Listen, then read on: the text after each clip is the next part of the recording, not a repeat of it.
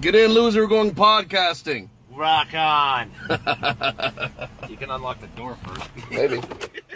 Warning. Pregnant women, the elderly, and children under 16 should avoid prolonged exposure to Dirt Diggler. Dirt Diggler may suddenly accelerate to dangerous speeds. Dirt Diggler has high gluten content and is not kosher, halal, or vegan safe. Do not ingest Dirt Diggler, as Dirt Diggler is for external use only. Discontinue listening to Dirt Diggler if any of the following occurs: itching, vertigo, dizziness, discoloration of urine, tingling in extremities, loss of balance or coordination, slurred speech, temporary blindness, profuse sweating, heart palpitations, increased use of profanity. If listening to Dirt Diggler gives you an erection lasting longer than 4 hours, you're welcome. Listening to Dirt Diggler may lead to unplanned pregnancies. If Dirt Diggler begins to smoke, get away immediately. Seek shelter and cover head. Dirt Diggler may stick to certain types of skin. When not in use, Dirt Diggler should be returned to a special container and kept under refrigeration. The ingredients of Dirt Diggler include, but are not limited to, a glowing substance which fell to the earth, presumably from outer space, and bad memories. Do not taunt Dirt Diggler. Dirt Diggler does not come with a lifetime guarantee. Dirt Diggler. Enjoy the show. Extra heat.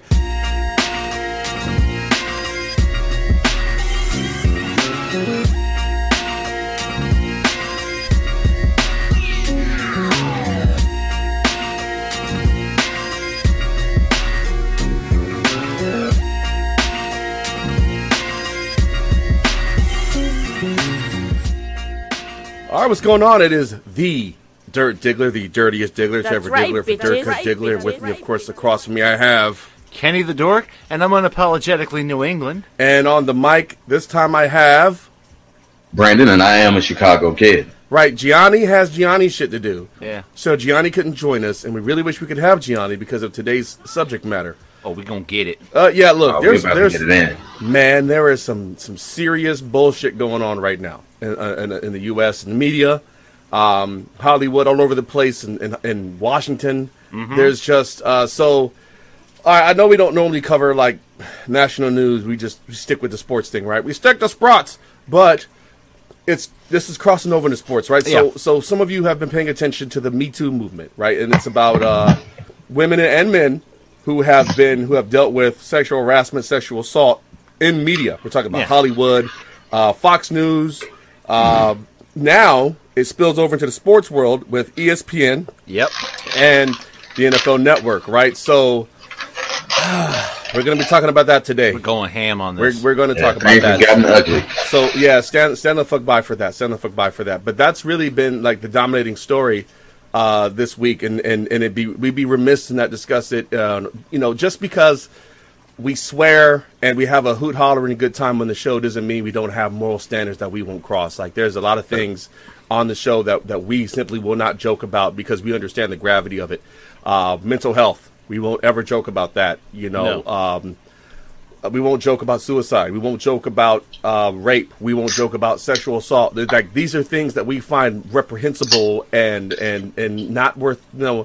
We're of higher class than to joke about those kind of things. When you right? Exactly. Yeah, I mean, we have graduated to a level above lowbrow humor. We really have. And as you see, that lowbrow behavior is not doing anyone any benefits right now. So, Hey, such is life. Right? Such is life. You can watch it all fall down and you can build it back up. We're going to see. So let's get into today's schedule. Right? So we got the Best Beard Finals matchup. Yeah. Right? And after this, we're going to do our mullets. Right? But we're going to discuss the Best Beard Finals matchup. And it's, well, I don't know if it's a surprise, but one versus two. It is what it is.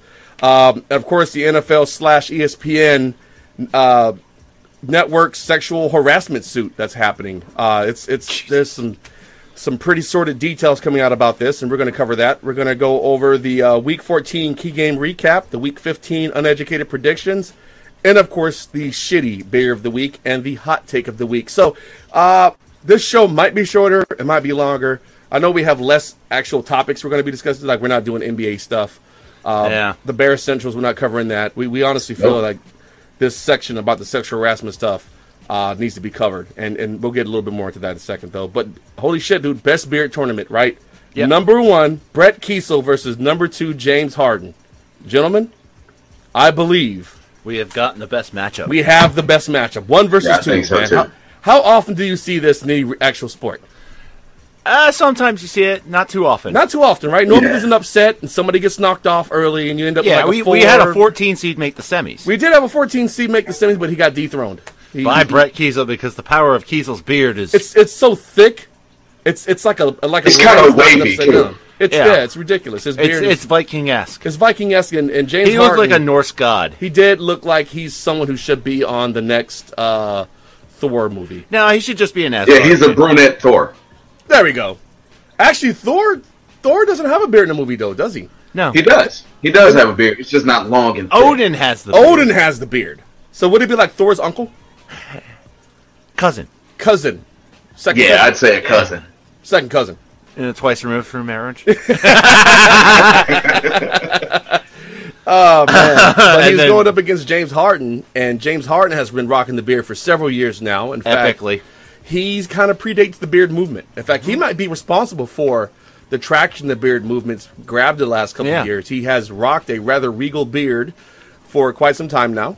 Oh, that thing's Yeah. ostentatious. It is. It is as in your face as his game. Really, it obscures. Like, I wonder if he was to shave his face, nobody would recognize. They wouldn't let him into the fucking dude. stadium. Nothing. We'd have If he were to shave go his back face and get a to. regular haircut, I don't think anybody would know who he was. Nobody would. I have no idea what he looks like from the upper lip down. Like, no idea what's under all that. It'd be like the 2013 Red Sox during the parade. They win the World Series. They shave their beards, and it's like, Who the who's fuck that? are these guys? Yeah. Oh man. It was so funny being at that Shit. parade. Look, man, it's beards are cool, right? Beards are fun. have some things going on for them, but right now we're judging like the best. This is the best of the best sports beards right here. So Yeah, whoever buddy. takes this is the beard champion. So as usual, the links to voting are going to be below the description on the video or the audio, right? If you're on Mixcloud or SoundCloud or even YouTube, it's all right there. You can get it to it from your phone, you can get to it from your computer. But please vote. Like, let's vote on these beards and let's graciously move in to our mullets, which is exciting on its own Oh, because my. there are some fucking crazy mullets that have happened in 1980s sports. tennis players and hockey players gave us so much material. There's still fucking I hockey mean, players with mullets, even man. Jared Allen had a badass mullet. Jared Allen did have Yes, a he did. rather majestic mullet. Oh, Yeah. man. Yeah, Jared Allen had one. He had like a Kenny Powers thing going on. He really did. He really did. He's like a larger, more athletic Kenny Powers. But I'm like a scientist, a cock like a Burmese python, and an arm like a rocket. He's like Uncle Rico if he was R-rated. Uncle Rico. Dude, Uncle Rico will forever stand out. There's something about that character on that show, man.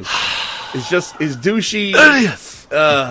Yeah. Either way, so Speaking of douchey, let's get into the meat, right? So we don't take well to this kind of shit, right? So yeah, we're vets.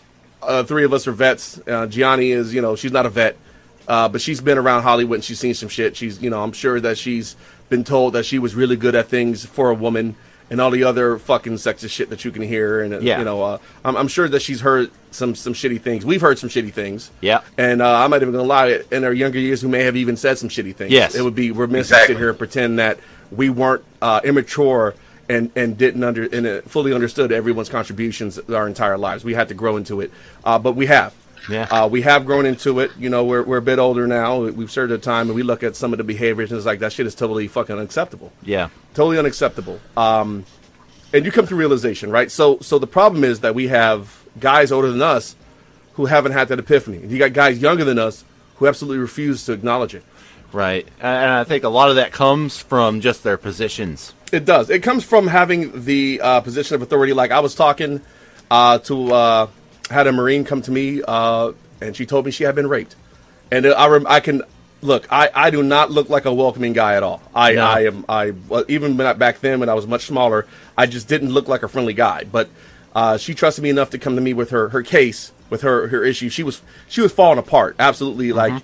She went from being super locked on to disheveled and just worn down, and it was like night and day, and it happened so quick. And I was sitting there talking to her, and I'm like, "You okay?" And she's like, "No." And I got a couple of the Marines standing around jibber-jabbering after work and shit. And she gives me the look, and I'm like, "All right, everybody, get the fuck out, go home." And so we end up talking. She tells me what happened. Someone had basically older guy, another junior Marine, had gotten her liquored up and took advantage of her. And since she was underage. In Okinawa, which that's like a real crime out there, Yeah. she was scared to come forward, and by the time she did, there was nothing that could be done. Right, but that whole idea that shit is acceptable, is unacceptable. Yeah. Right? So I'm talking to her because she's gone through her therapy and everything else, right? So I'm talking to her, and I'm like, she starts spilling the beans on other senior Marines who have been hitting on her. And I was totally fucking oblivious that my peers were trying to get in this woman's pants. So it really started to open up my eyes. Like, what the fuck are these people going through on a daily basis? Like, this is before you really had cell phone cameras. You weren't sending unsolicited dick pics like you are now. No. But just being in uniform and having to fucking run the gauntlet every fucking day, having your boss trying to bang you, having junior Marines trying to, it honestly, it just seems tiring.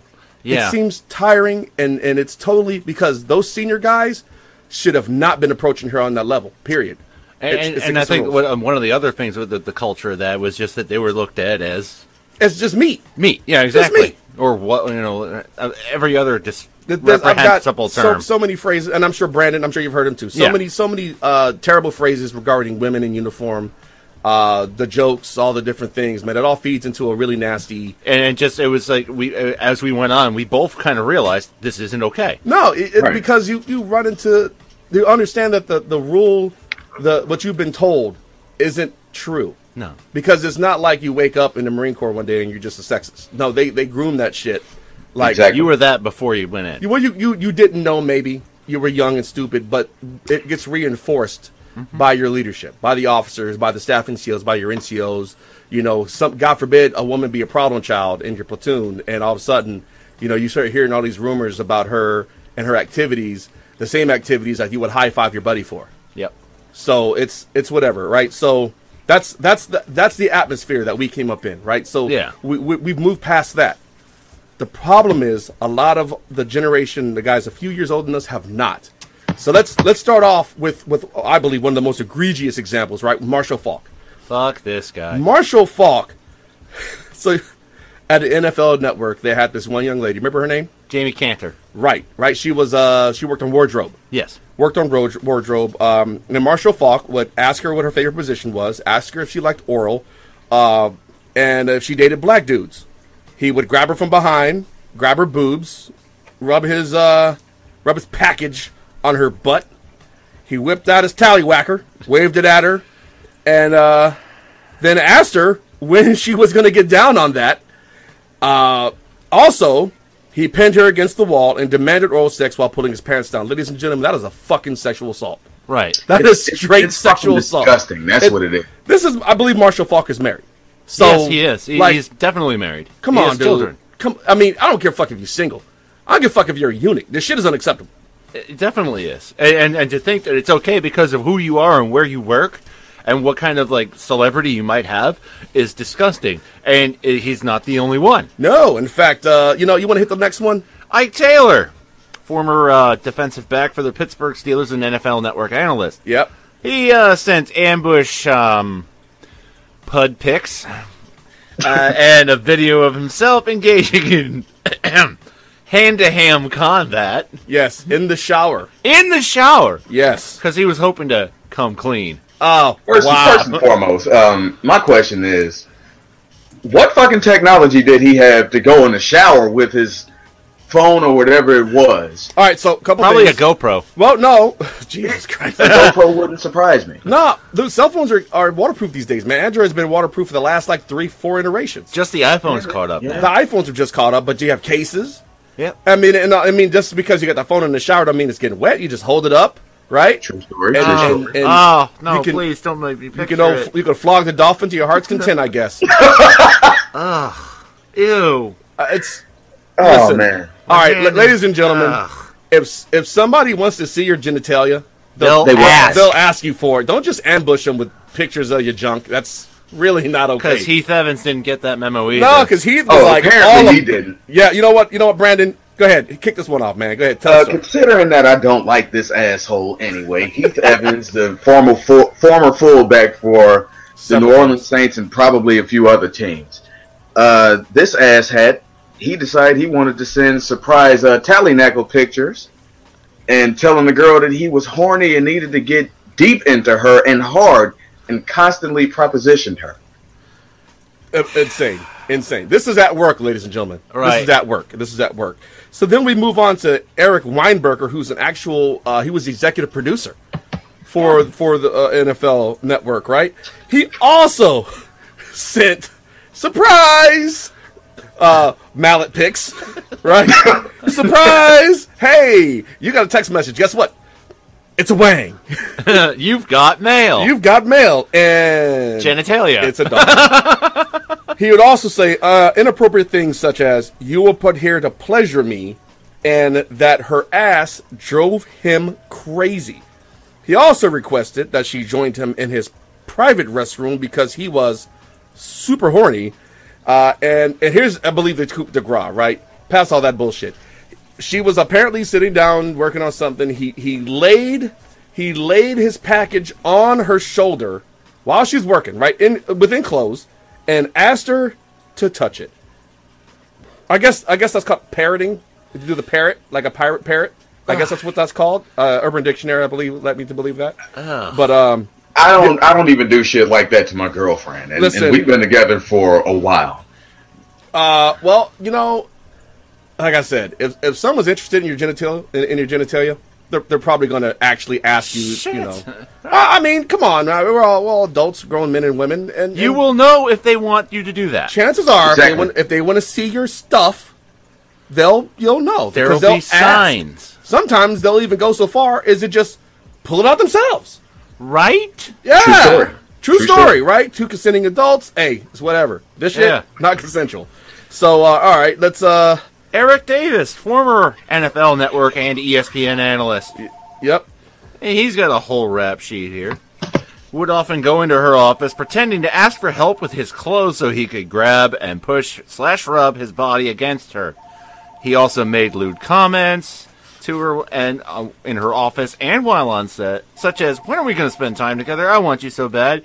My junk is so hard right now because of you. You look like a woman who knows what to do in bed, and you're an animal in the sheets, and you look like you love really rough sex, and he would love to spank her so hard it would leave marks, and you know. Not only is it sexual assault, it's sexual abuse. Sexual, harassment. It's a lot of different things that begin with the word sexual, but none of the descriptors are sexual healing, because that's not healing at all. And the worst Exactly. part of There is no Eric Marvin Davis, Gaye here. Yeah, no Marvin Gaye stuff here. Yeah, the worst part of Eric Davis's transgressions was he walked up to her privately and said, "Your ass is so luscious, I can't handle it." Put his hand on it.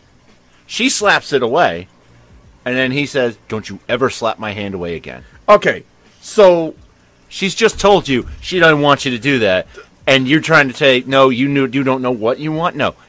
You are not in control of her. You do not own her. She is not your possession. You do not treat her as such. dude, seriously. All right, so We get mad now. yeah, all right. So all right, 'cause look, this is let me fucking hit this disgusting. one. Let me hit this one up real quick, because this is a former Eagle, so I gotta do this, right? Former Eagle great Donovan McNabb. He was sending the same woman sending her text messages, asking her if she was a squirter, and telling her, "I bet you're the type of girl who squirts when she's getting fucked." And I mean, and also he would text. This is all via text, by the way, so it's not like screenshots or it didn't happen. This shit is all on text message. Also married, McNabb, also very married. Did Campbell chunky noodle soup with his mom. I wonder how his mom feels about this. But whatever. She probably punched his ass in the throat. Well, she's Chicago born, man. But Exactly. he would also text inappropriate invitations to her, where whenever the word "cum" was used, C-O-M-E, he would replace it with C-U-M. Ugh. So listen, that's like, all right. That's kind of. I don't understand. If we just, is this middle school? What the fuck is this? Is this high school? Like we just saw our first porn and it's a cool word. Did we wanna use CTE it? knock you back into junior high? You know, it's not. You know what? I don't. No, it's not CTE. I know. It's- I'm not trying to make excuses for him, No. but like, it's like there's just no way to explain this rationally. It's because yes, there is actually, and we can actually talk about why this shit is happening the way it is after we cover this last one. And Brandon, you want to cover the last one? This one actually pisses me off on a personal level, man. This is Warren Sapp, who is who's also a former NFL Network employee. As a matter of fact, he's a Hall of Famer. Yeah. This you know what? I don't even think I can come up with the appropriate cuss word to dismantle this jackass. But he gifted the woman sex toys 3 years in a row. Yeah. It was 3 years in a row. It was like a vibrator that looked like a lipstick, little discreet little vibrator. Not to mention that. Not to only mention that, but he tried to. I guess he tried to justify it because he said that they looked cute, so he thought he'd give it to her. 3 years in a row, huh? Yeah. 3 years in a fucking row. Did you not? Not only that, but he also whipped out his jackhammer. Nice. In front of her while she was working on her clothes in the men's room and told her, hey, well, somebody shouldn't have made your dressing room our shitter. Yeah, she was working on their clothes. She was ironing their wardrobe. Yeah. And there was no space except for the men's room, so that's where she was doing it. And after that, in fact, I'm going to let you finish it, but after that incident, she started to iron them in the hallway. Yeah. And then someone told her, no, get the fuck back in the restroom because you're in the way now. So, but yeah, he also did some other shit while he was in there, Brandon. Yeah, some other shit that he did. He would show her pictures of women that he'd supposedly slept with. He was basically sharing nudes of women that he had supposedly slept with. Like seriously. And for me, that goes against the code as it is. You don't share another person's nudes. That's just my logic. All right, yeah. So let's go into why. All right, this woman works in wardrobe, right? She is about as expendable as they come, right? And as you'll see. In a lot of these cases, the victims are kind of deemed as expendable. They're not in a position of power. I mean, if Terry Crews, who's 250 pounds of fucking muscle, can get harassed and groped at a party and feel powerless, yo, these women are dealing with it, man. So we're talking about on-air talent. These are the guys who make the money. They're on the air. Faces of the franchise. They're the faces of the show, right? So you're a wardrobe person. They go up to the damn producer and go, yo, I need her fired, and you're fucking gone. So this woman, her livelihood is based on her ability to navigate this fucking minefield of dickheads who think that her body belongs to them because she's there. And it's mind-blowing. The power dynamic is fucked up in that sense. Listen, gentlemen, I'm talking to you. I'm actually, because women do it too. So ladies and gentlemen in positions of power, your employees are not your fucking property, right? At all. Like, if you're in the service and you got soldiers or airmen or Marines or whatever coasties under you, they're not your property. They're your people, but they're your people in the sense that you take care of them. You support them and you grow them. You don't try to fuck them, right? You don't try to fuck them figuratively or literally, right? All right? You take care of your people, you grow them, and trust me, I got people right now that are great friends with, and I was their boss, and they're still great friends. I view them as brothers and sisters. All right, so that's how you're supposed to do it. This shit where you feel like you can do it because you got power is gross. It's fucking gross, and I'm really, it bothers me when I keep hearing about it, and I'm overhearing or I'm watching the women talk about it, and they're like, the guys need to talk about this to each other. And you know what? They're right. Like, the problem is, like, I don't know a whole lot of dudes that I have to tell, yo, you should not rape that person because fucking rape. But it's the subtle things, right? Right. It's the comment. It's the glare. It's the little things that you pick up on and you choose not to say shit about it. So, gentlemen and ladies of power, if your friend is fucking up, it is your duty to correct them. Yes. Because this shit is not going to go away. And this Me Too movement is not going to go anywhere anytime soon. And I'm glad it's also happening. The Me Too movement is not just women. No, like I said, Terry Crews got Anthony Rapp. Anthony Rapp. You got Corey Feldman. Corey Haim. No, because didn't Feldman kill himself? Who killed himself? No, it was I can't remember which Corey. I know there was like a politician that did it. No, there was I think Corey Haim. Wasn't Feldman his friend? Yeah. Yeah. All right, so Feldman's talking about Haim. Haim killed himself, but Feldman was trying to talk about it, and of all people, Barbara Walters told him shut the fuck up several years ago. Of all people, a woman told him shut the fuck up. So listen, like I said, this issue is like, rape is not about sex. Rape is about violence and control. Mm-hmm. This is no different. This is assertion of dominance. This is assertion of dominance. I do what I want because I'm this person. Right? And you can't do anything about it because you're nobody. Because you're nobody and you're replaceable, and I'm the talent. And that philosophy in American workplaces in general, not just at NFL Network, not just in the military, it needs to go away. Yeah. We need to just, how about this for a change in the workplace? Why don't we just treat each other with respect and decency? Kindergarten rules. Yeah. Holy crap. Kindergarten rules. The golden rule. Treat people the way you want to be treated. You know what, to be honest with you? If you say that to a dude who likes to grab on people and it was like, well, I wish women would grab on me like that. All right, well, let's not say it's women. Let's say it's a fucking 320-pound wrestler. And I'm not talking about WWE. I'm talking about like a Greco-Roman wrestler putting his hands on you. Yeah. Someone you know can whoop your ass. Right. Like, are you cool with that? Oh, well, no. Well, that's how these women feel. It's unwelcome. Right. Like, if for a woman to come up and grab your ratchet, you're all for that. But let Bubba come grab your ratchet, and now we got a problem. It's uncomfortable now. But now if you square up with this guy, you're going to take a hell of an L. Yeah. So what do you do? Right? What do you do? So, what can you do? You could get your ass whooped, or you can let him. I mean, you're in the same position. You have no power. That's your option. You have get no power. Your ass whooped, or deal with what he wants you to do. Yeah. Be who you want, men. Be who you would want your daughter to marry. Yeah. Ladies, be who you want your son to marry. Be the example. Show them what it's supposed to be like. They can see through all this shit. You may not do it at home, but you do it at home and they see it. Yeah. Like, fix yourself. Fucking fix yourselves. All right? Yeah. Either way. So let's get off of this nasty shit here because fuck, man, I don't think we have enough beer to wash that taste out of my mouth, dude. Yeah, we gotta lighten the mood, man. Yeah. Yeah, we do. You know what? Let's talk about some bullshit real quick, right? Let's cover some NBA action. Yeah. Let's cover some NBA action. I know we said we weren't going to do it, but let's go and do it because that's a palate cleanser. That's a pretty heavy topic, but there's some great shit going on in basketball right now. So let me kick it off with the process. Man, look, I watched that game last night between the Thunder and the Sixers in Philly. First of all, I love the new jerseys. Yeah. The new jerseys and the new floor, all that shit is great. I love it. But what impressed me is that Joel Embiid went out there and had his fucking way on the floor with a bad back. That man is about to be a force, man. Listen, he already is a force. He's a force. The problem is, like, it's a triple overtime game, right? And he logged in so many minutes. We may not see him again this season because of how the Sixers are using him.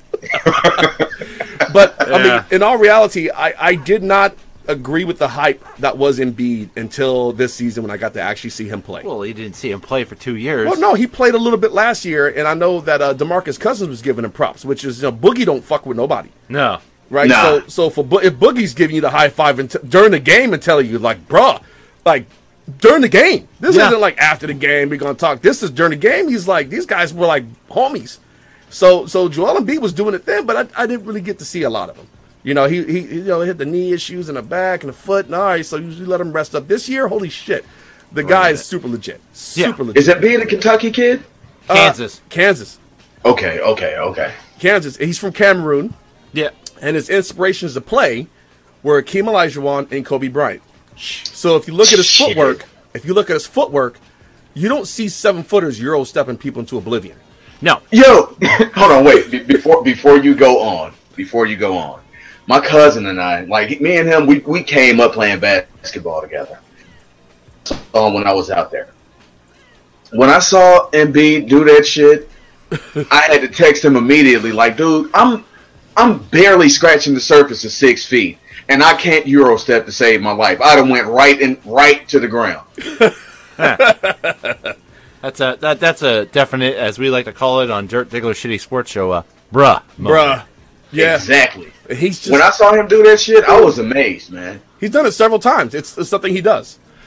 Man, I had some bruh moments last night in real life. Bruh. But here's the thing, right? So the guy is just now getting significant play time, right? So he's going to be calling up Hakeem in the offseason to fine-tune that footwork.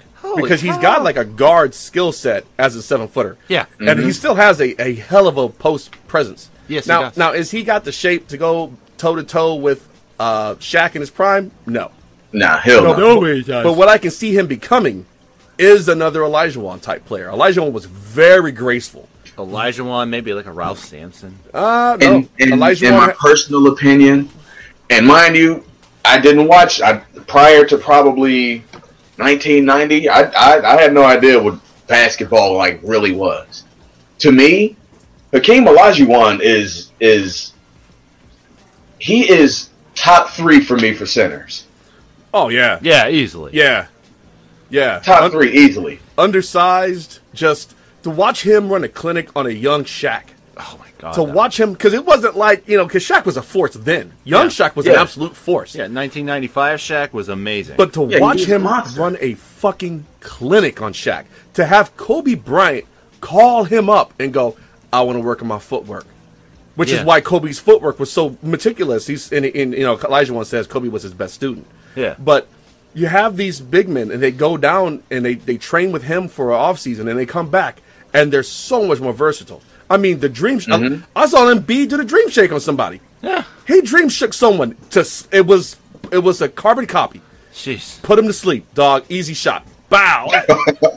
so I'm watching this Embiid kid, and my mind is blown. Like, the Sixers are above 500 for the first time at this part of the season in years, right? ESPN has dedicated itself to covering the Sixers, which I've never actually seen it do that before. Well, I mean, they're not losing 26 in a row anymore. Well, no, but of all the teams, why are you tracking the Sixers? They're young and they're exciting, right? They're all young. Fultz is coming back eventually, right? Simmons is still balling out of control. They're an exciting team. To go toe-to-toe. It's an awesome story, man. To go toe-to-toe with Oklahoma City with their big 3 of Westbrook, George, and Anthony. Yeah. Go toe-to-toe into 3 overtimes. That's That's something. mind-blowing. That's fucking mind-blowing. Yeah. So It's like the Bulls went taking the Celtics to 7 games in 09 yeah, in the first round of the Eastern Conference playoffs. man. Bro.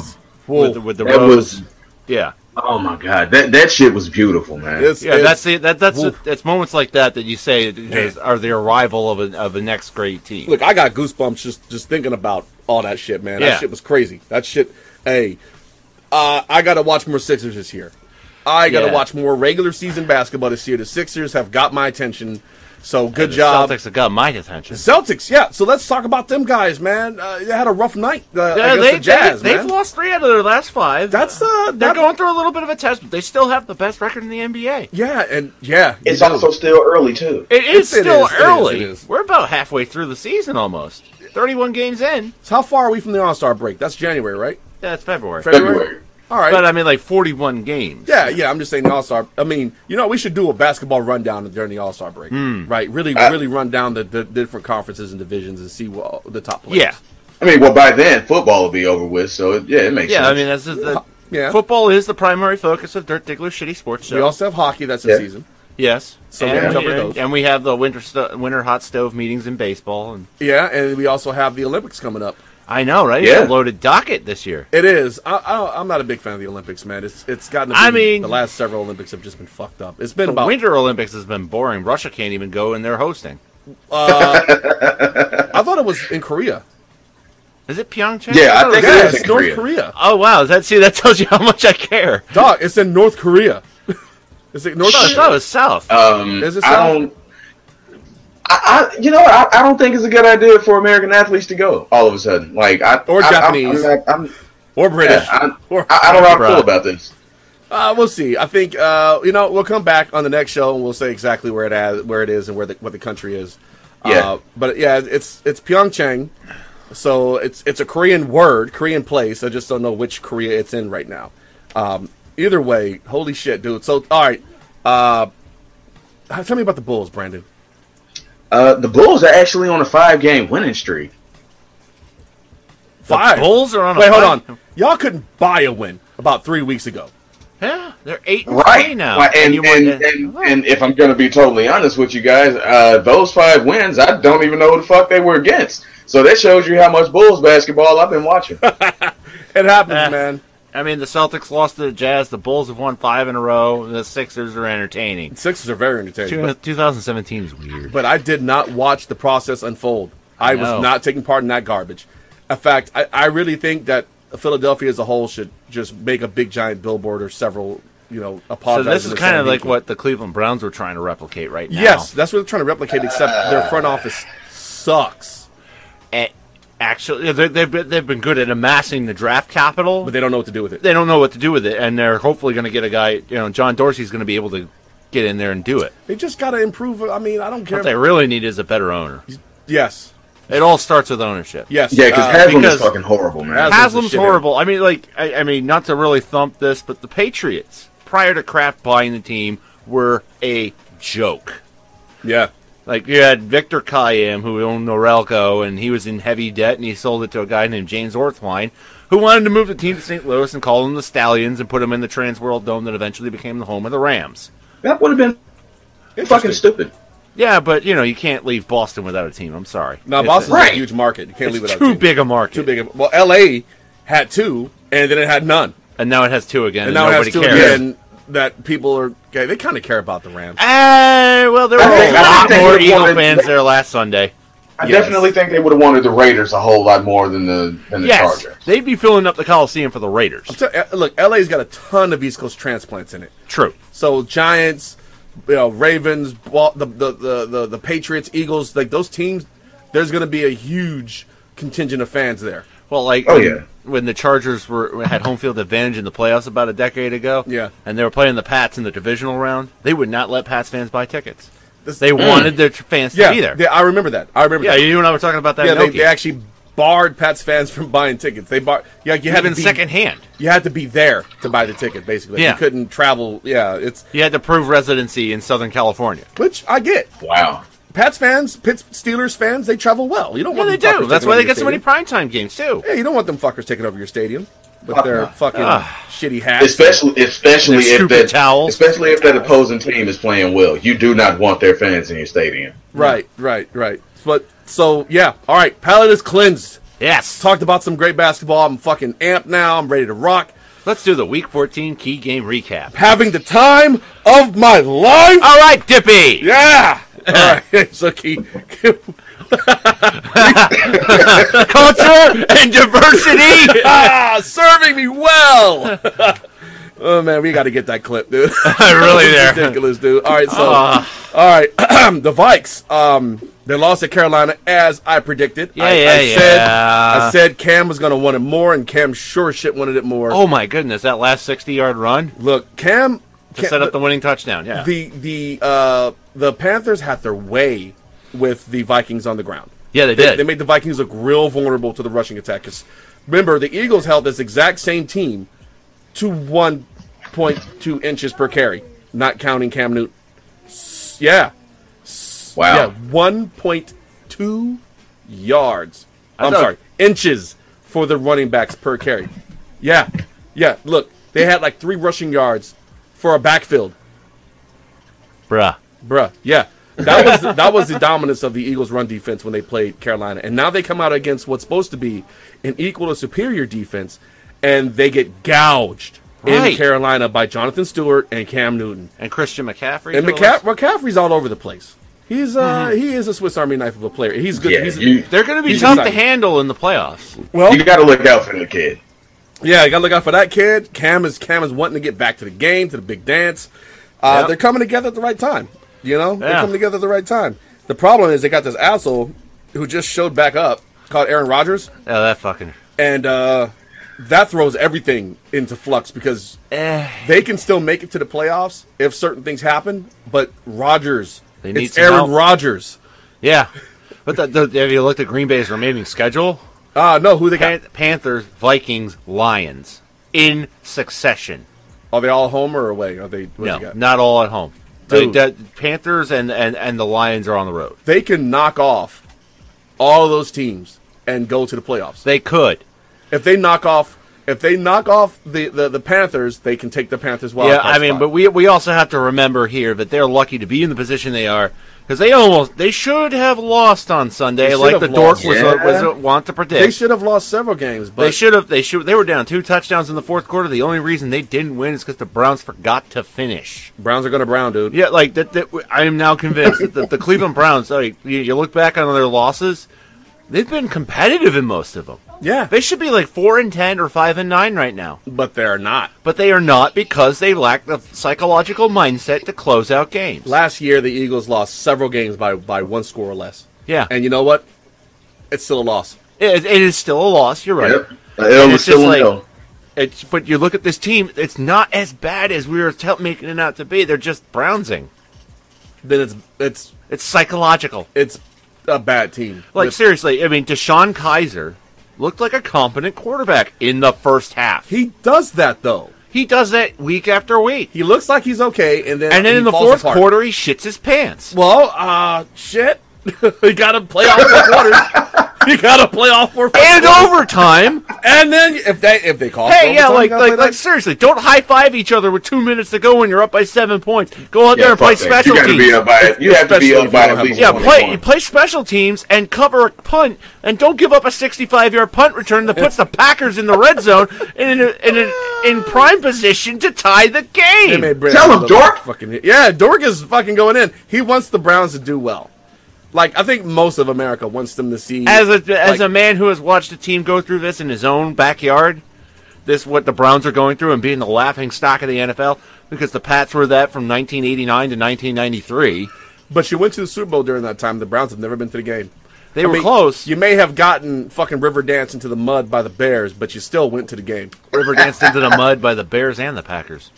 Y'all got foot worked into the mud. But the ankle, dude, that Bears game was so unfair. They got ankle deep. And it's like the Bears were just mad that the Dolphins weren't there. Dude, the Bears wanted the Dolphins. They wanted that because that one loss they took. Yeah, exactly. Yeah, they wanted the revenge. That 85 Bears team was solid. And the Bears, man, they beat the Bengals like a drum, did they not, Brandon? Bro, look here. When I tell you, as I was watching that game, I'm sitting in my little man room and everything, and I want to say there wasn't a moment in that game where I didn't have the biggest fucking smirk on my face, because I felt like that's the way the Bears should have been playing the whole season. Like, they actually got players involved, and you can actually see where Ryan Pace's draft picks have paid off, because they all played a significant part in that game. So I was happy to see that. But you got the Bears super fans that still want them to fire John Fox and bring in a new one there, while they're chowing down on bratwurst. He's got to get the fuck out of here. He's got to go. He's got to go so that we can go back to loving the Bears. The Bears. The Bears. Maybe you can get Ditka back. Ditka. Ditka can stay wherever the fuck he Polish sausage. Knackwurst. He said sausage. That's one we didn't use. So, yeah, we tried to go through that entire segment of talking about the sexual harassment stuff without once mentioning the words penis or dick. I think or cock. Or cock. I think we pulled it off. We did. We just didn't use sausage. I'm shocked. We sausage as well. Knackwurst. Wiener Schnitzel. Wow. Wiener Schnitzel is a good one. Yeah. So, but the Bears, man, look, it's... Season's over, but they really the Bengals, they're a bad team. You know what? For reasons you've already alliterated to. Yeah, like, the Bears should have whooped their ass, because they're a bad team. They only get up for playing the Steelers or the Ravens. They don't get up for nobody else. Marvin Lewis almost knows he's not coming back next year. Control. He's never had control anyway. They were due to get their ass whooped, and the Bears have been in most games close. Yeah. And now that they're kicking the training wheels off of Trubisky and letting them air it out, your offense opens up a bit. So what I'll tell you next year the Bears will be better. Trubisky will have some growing pains. But you'll fare better than you did this year. Yeah. Especially if you get rid of both your GM and your the GM is part of the issue. Okay. You got a depleted offensive line that can't pass protect for shit. You got no talent on the outside. No real talent on the outside. You lost your tight end, but that wasn't like anyone's fault. That was literally a freak accident, and that was a touchdown. That was a touchdown. Right. It was a touchdown. It was a touchdown. Yeah. You should not have to make the football into a suppository in the end zone in order for it to count as a score. That's a touchdown. They should have gave it to him out of pity at the end of the day, like, oh, God, oh, man, that's a fucking touchdown, man. Fuck that. But you're going to lose your leg and the ball. Yeah, he almost did lose his leg. Yeah, exactly. He almost lost his leg. They were close to amputating, man. They had to. Bears have been interesting in 2017. We thought they were just going to be straight up bad. But they've been entertaining. Yeah, they've been entertaining. They beat the Steelers. No, they've been entertaining, man. I mean, close games. You had a shit quarterback get benched for a slightly less terrible young quarterback. You have a defense who I think will grow into a pretty good quarterback. Yeah. Look, I'm not doubting that. Trubisky got some potential. The pick itself wasn't bad. It was just what they gave up. Like we always said, it was the capital you gave up for the pick that is going to be there anyway. And then you have the special teams, and you have the running backs, which are exciting. So, I mean, you beat Carolina. Yeah. Right? Carolina shit their pants playing you, but you got that win. Yeah. Carolina didn't score. They didn't. As a matter of fact, I don't think either offense scored any points in that game. No. I think just the Bears defense scored like 9-3 or something like that. I think the Bears defense scored like twice. Oh, yeah. They were like fumbles and shit like that. Yeah, they got a bunch of defensive Same touchdowns. guy scored 2 touchdowns. 2 75-yard touchdowns. That's right. Yeah. So, like I said, the Bears have been entertaining this year. They're not like boringly bad. They're making it interesting. They're not dumpster fire like Cleveland. Watching them isn't like watching the Spurs. Like, the Spurs are boring as fuck. But they win. Yeah. But they win. Yes. The Spurs are a machine. Greg Popovich coaches a machine. Yeah. You know what they're going to do. You are powerless to stop it.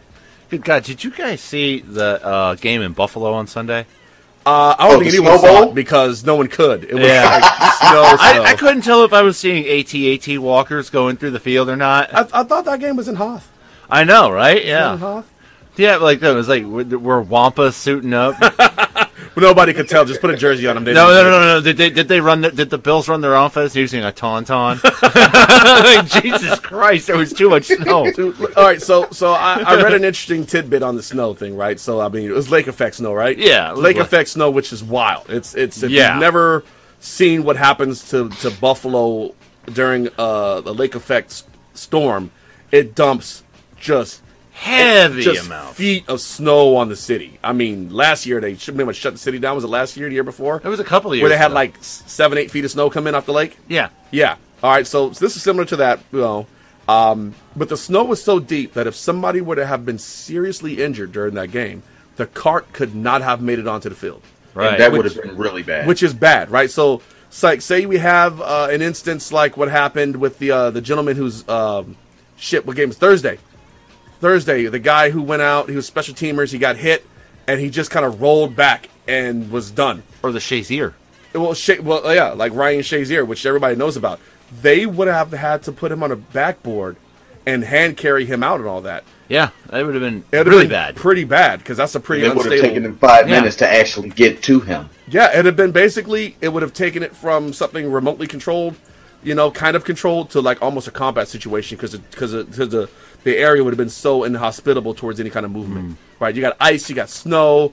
You can't put the backboard flat because it won't go because you got all that snow. Can't carry it without juggling it. Can't carry it without juggling it. You got a guy that's full. It's bad. Yeah, it's bad. So what if you accidentally drop it? It's fortunate that nobody was seriously injured during that game because they'd have been fucked up. It would have been bad. It'd have been really fucked up. So, but yeah, dude. So yeah. Speaking of bad, the Giants and the Cowboys, man. Look. I wanted the Giants to win, so the Cowboys would miss the playoffs. We them boys. We going to the Super Bowl. We going to the Super Bowl. No, you're not. So no. The Giants went out there and Gianted it up. Spags had them going for a minute, but the receivers, they're just lacking talent in their. Well, I mean, it's right like Eli trots out on the field. The fans give him a standing O, and then the Giants shit their pants. What? I can't blame Eli. Well, I mean, they looked good in the first half. They did. They were up 10-3 at one point, and they still lost by 4. But they were dropping too many balls. Yeah, they were. They still don't have a running game. Nope. Their offensive line still sucks. These problems haven't gone away just because Eli's starting again. What you did do, though, was fuck up his streak, which was unnecessary, which is why you're fucking fired. Macca, don't do that. Macca, don't do that shit no more. McAdoo. McAdoo, I read some interesting things about McAdoo. Apparently, he is only familiar with, like, one coach's offense. Like, really? Yeah, like I think it was like Andy Reid or somebody. That was the only offense he knew. He didn't know any defensive stuff. He was not prepared to be anything more than a coordinator. Huh. Right, which is why it imploded so badly this year. The defensive talent and the injury luck is what carried him through the year last year. Yeah. But him being so one-dimensional as a coach screwed him this year. Now, you would think bringing Spags in would help stabilize that, but the head coach still has to know the X's and O's on the defensive side of the ball, which he simply didn't. So he was set up to fail. And I'm so glad the Eagles And that's why you probably see so him. many offensive coordinators go on to flame out. Well, it's you score a bunch of points and it looks great, but bottom line is most times you're not ready for both. You gotta hit the defensive side a little bit. You gotta learn more. You gotta work for more head coaches, learn more systems, so that when you become a coach, your offense isn't predictable. Chip Kelly was predictable. That's why he failed. Yeah. Right. Go fast. Run 4 or 5 plays out of different. That's why formations. Josh McDaniels failed as a Josh McDaniels failed his first go around as a head coach. Yep. Because he only knew Belichick's system. But he didn't understand the madness behind the Belichick system. He just understood the play. He didn't know the concepts. So that's the kind of shit that happens. You have incomplete guys getting head coaching jobs based on one prolific season as a coordinator, and it's just like defensive guys like Buddy Ryan. Great, loved him. Not a good coach because he didn't understand offense. Didn't care to understand offense. He was great for the defensive side, but he did not care about offense, which is what doomed the Eagles and the Cardinals. Like the '85 Bears, they still revere him as like a father figure because of the 46 defense. But Ditka ran the offense, and Buddy Ryan took care of the defense because you had Ditka. But if you were going from a head coordinator to a head coach, you gotta have someone else. Yeah. I mean, Like, Ditka let him do his thing. Yeah. And Ditka empowered him. But Buddy wasn't like that with his team. And that's probably what about the same thing that really kind of ruined the Giants. And that's what ruined the Giants with McAdoo. So, I mean, I'm running across a lot of interesting little tidbits of information this week about a lot of different things. And the McAdoo piece, I mean, basically the guy was set to fail. Yeah. And the Eagles, he chose the Giants over the Eagles. Thank God. Which landed us with the Eagles were enchanted too. They really wanted McAdoo. I mean, the Giants' offense looked great under McAdoo. They wanted McAdoo, and McAdoo said, "Fuck you, I'm staying with the Giants." And you got Doug Peterson. And we got Doug Peterson, who's proven to be a good, solid coach for the most part. I mean, he has some fickle games here and there. How are you feeling about your Eagles going forward? Well, all right. So the Eagles beat the Rams 43-35. And what was a very good game. It was that was the game of the year. Barn burner. Game of the year. Unfortunately, Carson Wentz blew an ACL in his left knee diving for a touchdown that was called back due to a holding call. Yeah. So you figure, all right, Wentz is on the turf. They're going to scoop him up and take him off. No. Stayed in for a couple more plays. He drags himself off the fucking turf, visibly hobbled, goes back to the huddle, calls a run play, because remember, 10-yard penalty. Gets them back to where they initially were. Runs a couple more pass plays, throws a touchdown to Alshon Jeffrey. On fourth down picked it out of his own pocket, right? Just kind of off the ground almost. He could have fired that ball out of its ass the way it just kind of ended up there. Yeah, and he leaves the game, goes to the locker room. Bad news, right? But he finished the series with a blown ACL. So he pulled a Kobe. Willis Reed. Seth Joyner did it in the playoffs. As an Eagle, he busted an ankle. He's out there. To put it in comparison, he threw more touchdown passes with a blown ACL than Dak Prescott did the first 3 games of Ezekiel Elliott's suspension. Boom. Just saying. All right, so Cowboy fans are like, a mic drop in there? That's not right. Yes, it is. Dude, look, the Cowboys' offense was totally inept without Ezekiel Elliott. Until last week. Until like the last week. Yeah, last week before last, they started to show some life, but they're playing bad teams. They're playing bad teams. We're going to the Super Bowl. They're not going to the Super Bowl. But they're not. But so Wentz is out. He immediately has surgery, so blew it out on Sunday, goes into surgery on Wednesday. You're lucky if he'll be back in time for the start of the 2018 season. So here's the speculation, of course, because right now he's quite a figure in the NFL right now, if you can imagine. He was in the MVP race. Yeah. I think he would have won. He set a franchise record for touchdowns. He beat Sonny Jurgensen. That's some rarefied air. He set a franchise record. That's 60 years standing. And he's within 14 weeks. Yeah. I mean, the guy was simply doing it. He's a student of the game. He's a beast of an athlete. This kind of shit happens, right? Even we've seen Carson Palmer go down. Just a ridiculous amount of ACL injuries this year. A lot of, and the thing was, his was kind of freakish. They don't know if he blew his before contact or after. Yeah, was that like a cumulative effect of wear and tear on him? I don't know. Yeah. I mean, because he wasn't taking. It was just but when you look at the hit that got him, it was a weird hit. It was like kind of a wedge, kind of like they hit him. Yeah, but what they're saying is he could be back in as little as 6 months, or it could take him a year. Yeah.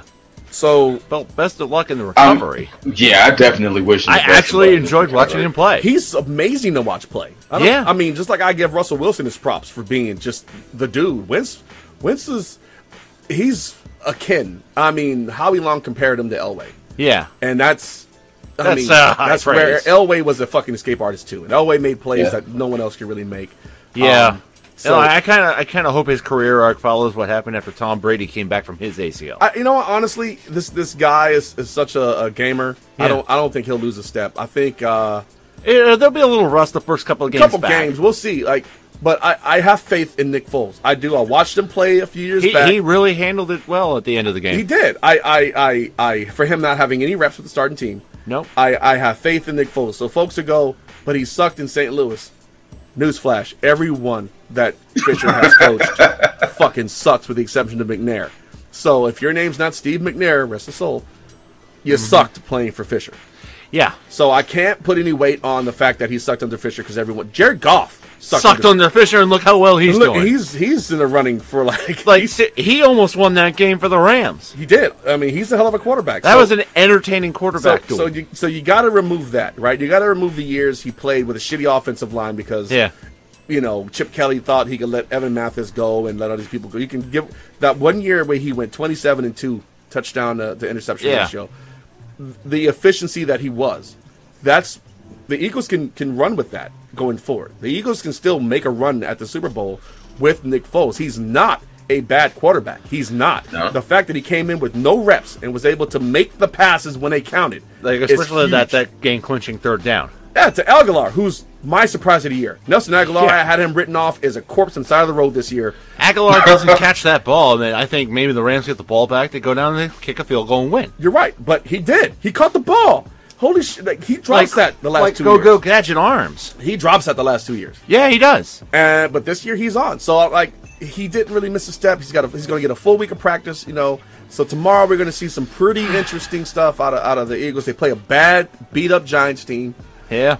So we're going to see what they're about. Of course, they're probably going to clinch a bye. Yeah. So of course Nick Foles is nowhere near as athletic as Wentz. I wish I was more as optimistic about your team clinching a bye tomorrow as mine. Well, the Pats on Monday night. You and I were kind of going back and forth during the game, and you were like, "Dude, settle down." I was like, I was angry. It felt like a loss from the opening kick. I honestly thought you were going to come back and take that game in Miami.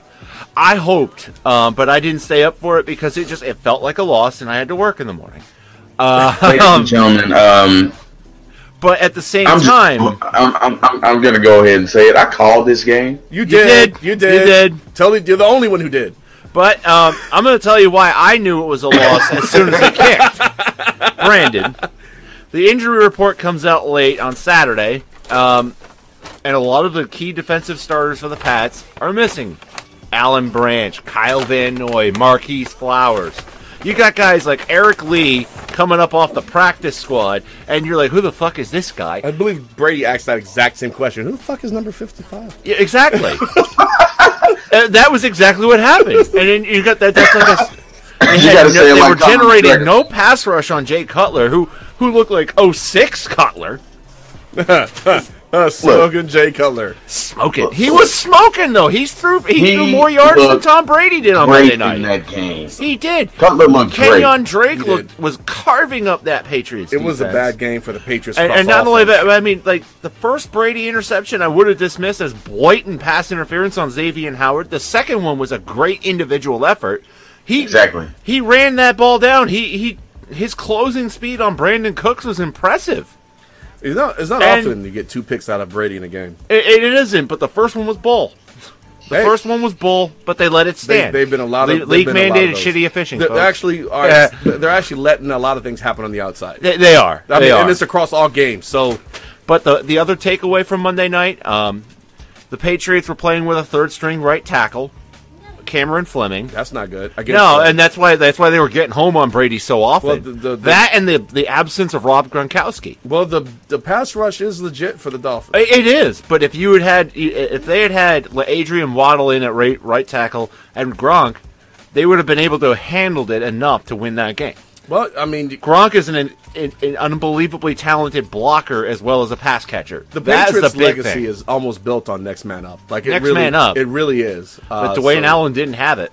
Hey, you got to find somebody on the bar. Cameron Fleming didn't have it on Monday night. No, got to find somebody, man. They managed to make it respectable, but that game was a lot more lopsided than the final score would indicate. But to be honest, the Dolphins always give y'all a tough time. They do, and especially in Miami in December. Yeah, I don't know what it is. It's just Brady is the only divisional opponent Brady has a losing record against at their stadium. That's crazy. So they're 7-9.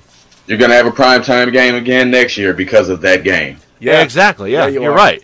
Yep. It's probably going to be in December because the Ginger Hammer. Well, no, it's not about the Ginger Hammer hating on your team. It helps. No, if you think about it, the divisional games are played at the end of the year because that's when they count. Well, yeah, they're backloaded. I mean, look at the Bills' schedule. They've got 5 out of their last 6 against divisional opponents. Look at the NFC East. We got to play the Giants. We got to play the Cowboys week 17. Yeah, we've got to play the Bills on Christmas Eve.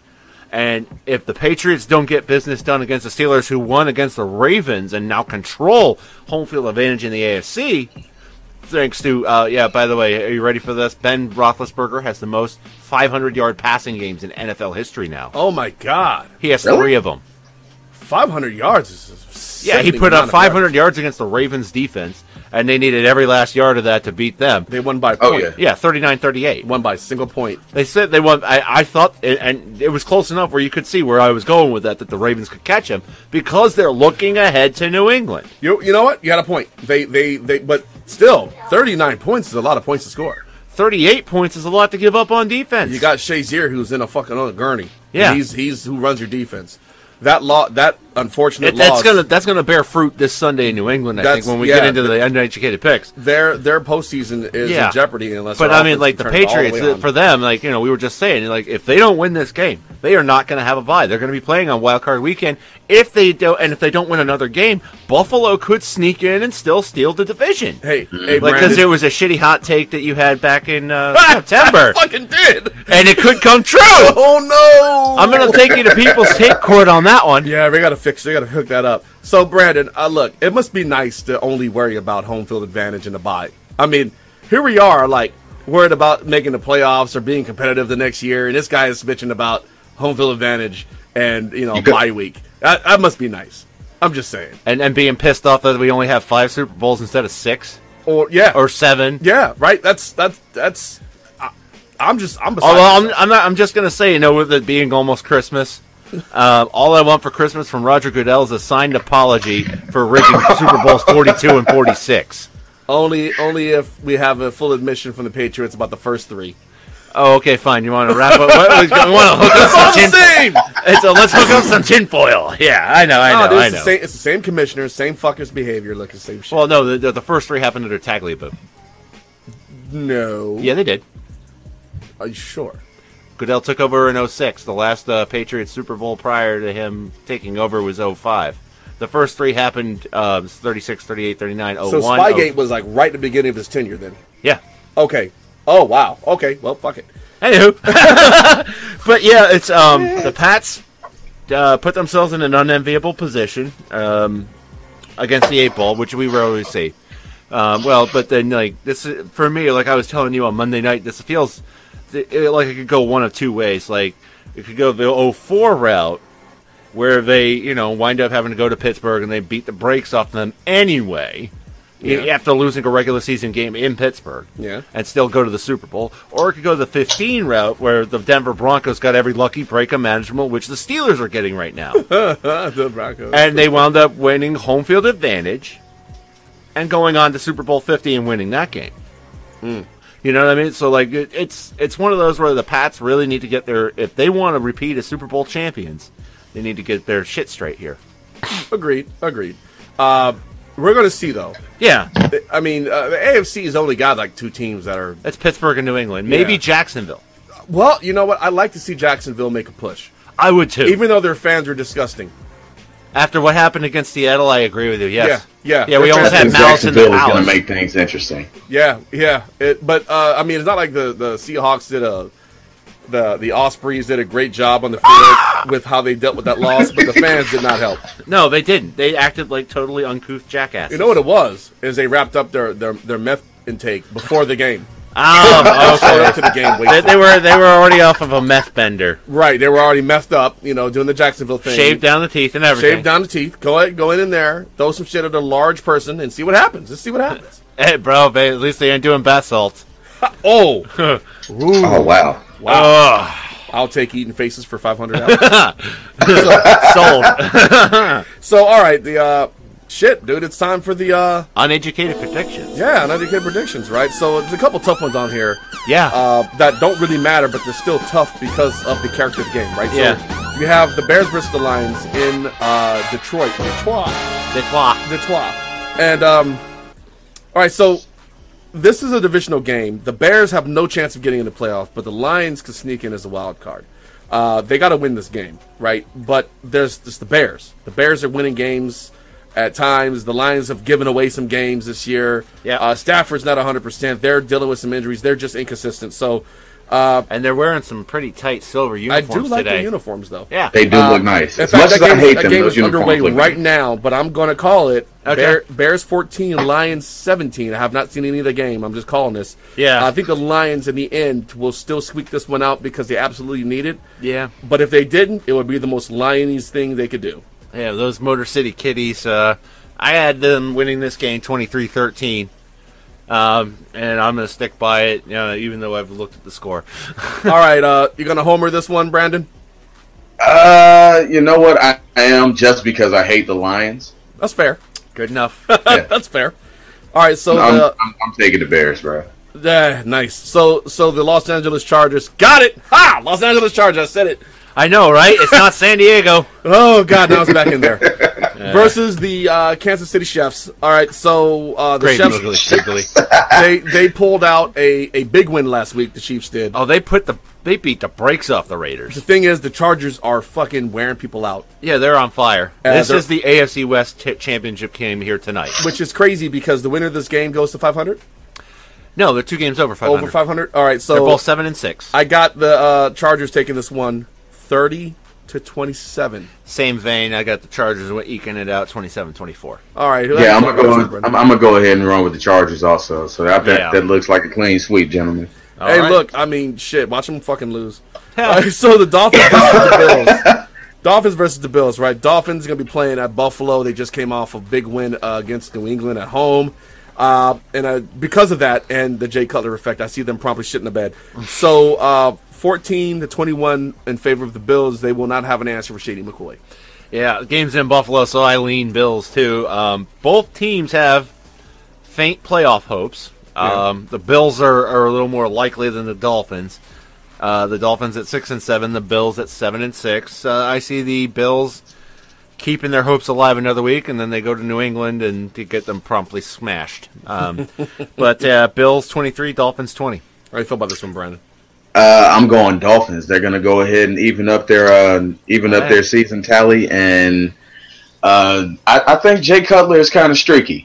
Like he can string together a few wins. So I'm gonna go ahead and take the Dolphins on this. As long as things are going well, Jay Cutler's going to play well. The second they go south, he stops. He doesn't care. And then he just goes and looks for the Newports. Yeah, whatever. So I mean, honestly, I want to see Tyrod. I want to see Tyrod Taylor win a playoff game. I want What's him. the cigarette for the week for Jay Cutler? It's the Newport Platinum. Newport Platinums. So Ooh, okay. no, I actually want to see Tyrod Taylor win a game because it would fuck up Buffalo like you wouldn't believe it. Right? Because the guy won't be there next year. They love to hate this guy, and he's their best quarterback since Jim Kelly. They love to hate this guy, and if he brings in their first playoff win in like a million years, Yeah. it's going to put him in a weird spot because they've been mistreating him so badly. So I actually want to see Tyrod Taylor get that one win during the wild card round, and then get spanked. I'm good. Like I just want to see him get a win. I don't want to see it be Tyrod Taylor's win. Yeah. Right? I want to really watch that fan base implode on its own ignorance. Like I'd like to see him explode for 5 touchdowns. It'd be great. 2 on the ground, of course. You Right. just have 2 on the ground. And 2 on the ground, 3 in the air. Yeah. And after that, just chunk the ass of the deuces and get on somewhere else. Get on. Get on. So you Browns watch. Yep, old Browns versus the new Browns. Yeah. Ravens go to Cleveland. We're pretty much calling this the same. Yeah, 30-20. And I got 31-20. Yeah, Ravens win The this Ravens one. send the Browns to 0-14 for the second consecutive year. Hey, they won their 15th game last year. Hey, Brandon, who do the Bears play next week? The Bears play the Browns.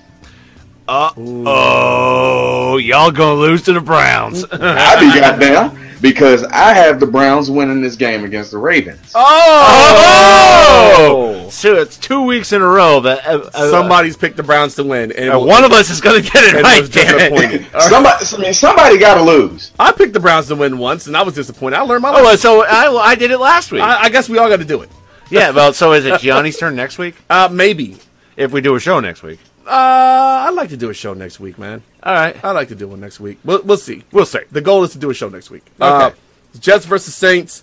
The Jets offensive coordinator admitted to quitting during that game last week. He stopped coaching, basically, which is never a good look when your job is literally to inspire men. So I don't think they come back from that. I think that they're going to tank enough to fuck up the draft pick, which is what they're doing. Yeah, well, I think they'll have a top 10 pick. They could have probably gone top 3 here. Oh, and Alvin Kamara is back. But I don't know what Alvin Kamara they're going to see. So I have this one: Jets 10, Saints 28. Yeah, I'm Saints 30, Jets 17. That's fair. What about you?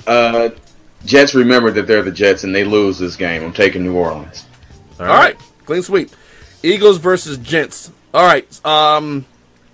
This will be the first game that Nick Foles has started for the Eagles since like 2013. Yeah. All right. Like I said, I got total faith in Nick Foles. He's been the backup the entire year. He was there for camp.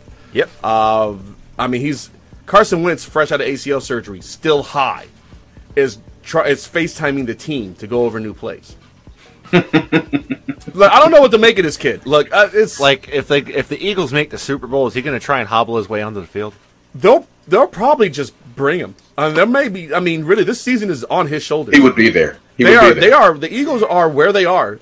We can't forget the outstanding defense that was played. Yeah, and the running backs and everybody else. You can't. But shit, Carson Wentz has bailed the Eagles out of so many things this year. That third down rush against the Red Hawks. Yes, the Red Hawks. I almost said it. So, what about the Red Hawks? So this great bit of fake news came out where someone built this whole thing, and it was almost perfect, about how the Washington team was changing their name to the Red Hawks, and it was great. It was so good that the team had to come out and officially deny that they were making the change because fake news. Actual media outlets were picking up on it and reporting it. Jesus. Right? Because it's not like journalists have to fact check or do research or nothing. No, just like journalistic standards. Just do. Who does that? Who does that? Who does that shit these days? It's all about the tweets, baby. Yeah. But we figured it was so mind-blowingly awesome, and it would make so much sense to actually make the change that we're just going to call them the Red Hawks from now on. Because it's better than the Redskins. No, see, we got to beep it. Unless I did that on purpose. Did we lose our beep ability with net neutrality, or can we still beep? I don't know, but IG Pie is a piece of shit for getting rid of net neutrality. Yeah, fuck that guy. So, fucking bought, sold, and paid for by Verizon. But yeah, I wanted to throw that out. Now there. my cell phone's not going to work. I want to throw that out there. I also want to throw out how disappointed I am that the Eagles are not showing any interest in Colin Kaepernick, and they're going to go with Nate Sudfeld as their backup to Nick Foles, and I'm not okay with that because Sudfeld was on the practice squad for the Red Hawks. Sudafed. Whatever the fuck his name is. I don't know. No, Sudfeld. Sudfeld, yeah. He's not good. He's certainly not better than whatever version of Colin Kaepernick is existing, but the Eagles decided they didn't want to fuck with it, which is odd because I figured of all the teams that he could go to, he's the one, that's the team that's built. They've got tons of people that are on the same train as him. I don't know why they wouldn't pursue him. Nah. So we'll see. How do you see this week's game going? I got it going. Eagles 20, Jets 9, Giants 9. It's in New York. Eli's still there. They do play competitive games. I don't see this being too competitive, though. I got the Eagles taking this one 31-10. That's a possibility. Both are possibilities. Yeah. Both have happened. So, you know what? You guys remember the Miracle at the Meadowlands, right? Which one? There's two of them. Two. Sarshik fumble. You're talking about the one Herm Edwards returned, or are you talking about foolishly punting to Deshaun Jackson? The one with Vic and Deshaun Jackson. Deshaun Jackson. That was hilarious. The same shit's not about to happen. The Eagles are about to beat the shit out of them. Okay. But while we're on the subject of the Eagles, here's one thing that kind of trips me out about. I almost forgot the kid's name, Carson Wentz. How could you? Yeah. The funny thing is that this guy is. What was that? He's only getting. better. Yeah, he's improving. Like, he hasn't reached his full potential yet. No. So if he's playing like this now, imagine him 3 years from now. Yeah. I don't know who to compare him to because we like to do comparisons in this game, right? Yeah. But I'm not sure who he compares to. Neither am I. He doesn't compare to a Favre because he's way too precise. He's more of like, if I had to say it, like he's got the escapability of an Elway with the killer instinct of a Brady. Yeah, I'd say the closest skill set wise is Rodgers, but he's so much bigger and stronger than Rodgers is. Yeah. He's an absolute monster to bring down. He's a hybrid. He's this weird. I mean, look, I didn't know North Dakota State University was a thing. Yeah. And until this guy weren't showed you up. glad that Cleveland passed on him? I'm sure everyone except the Cleveland fans.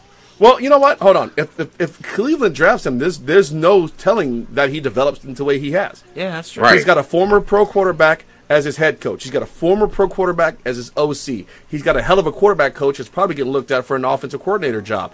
He's got a great support system in Philadelphia. He goes to Cleveland. He has none of those things. He's just got Hugh Jackson. He's got Hugh Jackson in a terrible front office, no offensive line, no talent on the outside, no running game, and a bad defense. But He's then worse than Josh he was Gordon, last year. yeah. Josh Gordon comes back this year, midway into the season. Exactly. I know. That's great, but there's no telling that he's even alive at this point.